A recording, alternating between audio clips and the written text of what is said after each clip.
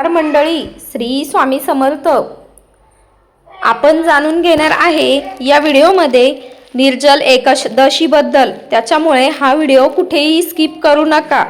वर्षभरात अनेक एकादशा येतात, अनेक सण येतात, अनेक व्रत आणि उपवास केले जातात, पण एक अशी एकादशी आहे जिला सर्व एकादशींची राणी म्हटले जातं.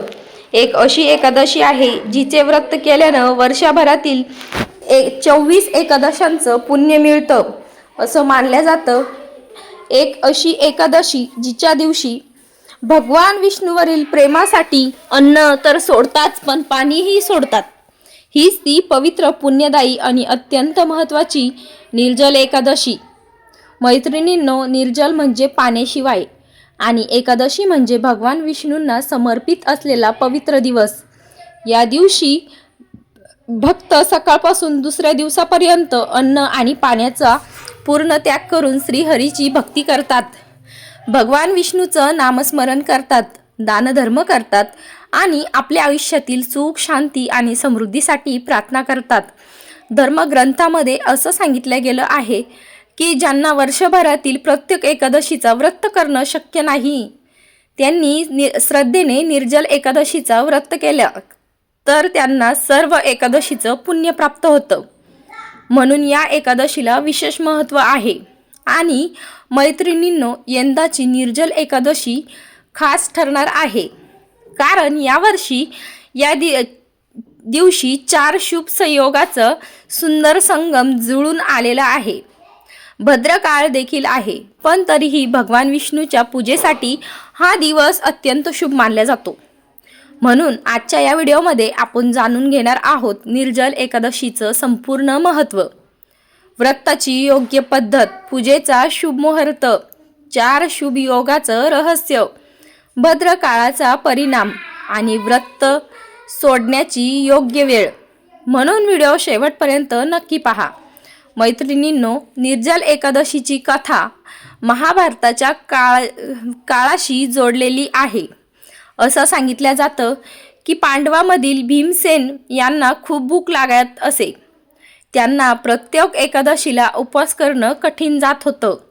तेव्हा त्यांनी महर्षी व्यास यांच्याकडे याबद्दल विचारलं. त्यावेळी महर्षी व्यासनी त्यांना सांगितलं, जर तुला सर्व एकादशीचं व्रत करणं शक्य नसेल तर वर्षातून एकदा निर्जल एकादशीचं व्रत कर. तुला सर्व एकादशीचं पुण्य प्राप्त होईल.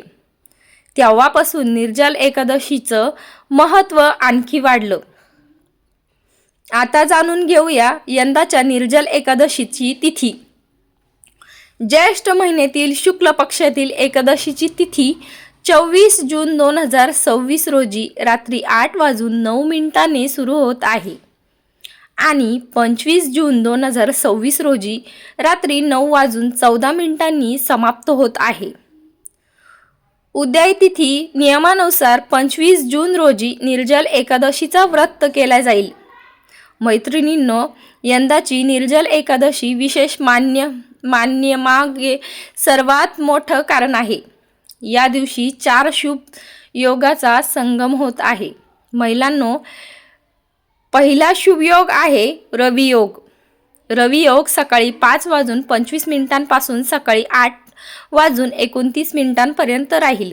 या काळात केलेली शुभ कार्य अधिक फलदायी मानले जाते.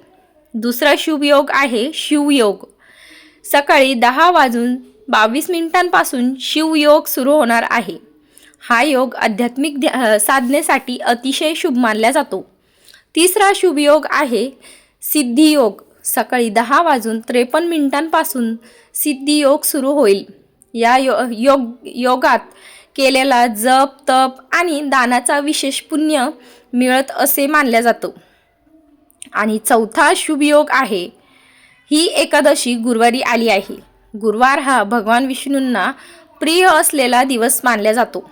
त्यामुळं या दिवशी केलेली पूजा अधिक फलदायी मानल्या जाते.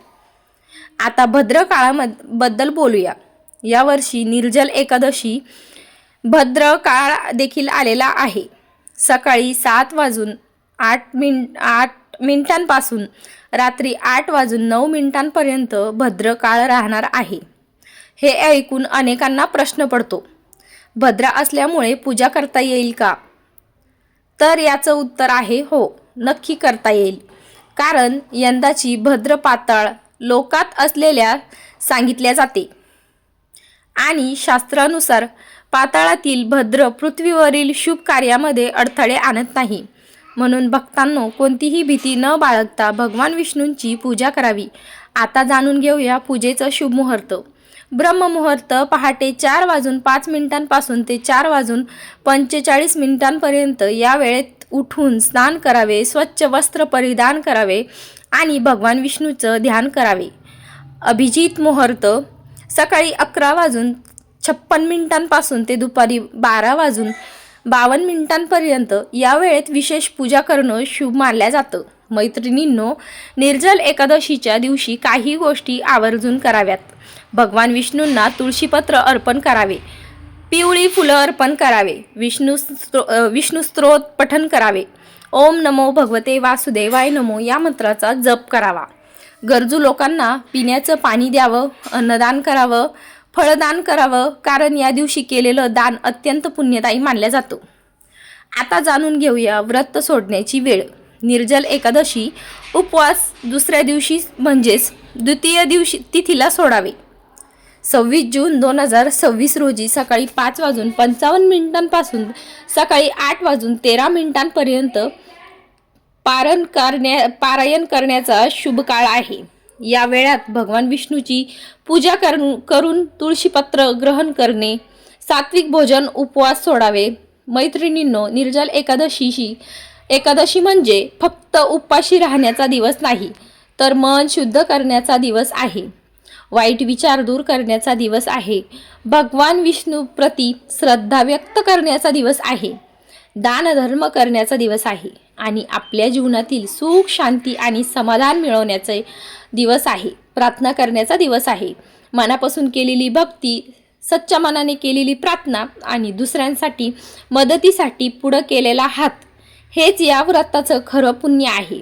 भगवान श्रीहरी विष्णूची कृपा तुमच्यावर आणि तुमच्या परिवारावर सदैव राहील. श्री हरी विष्णू भगवान की जय.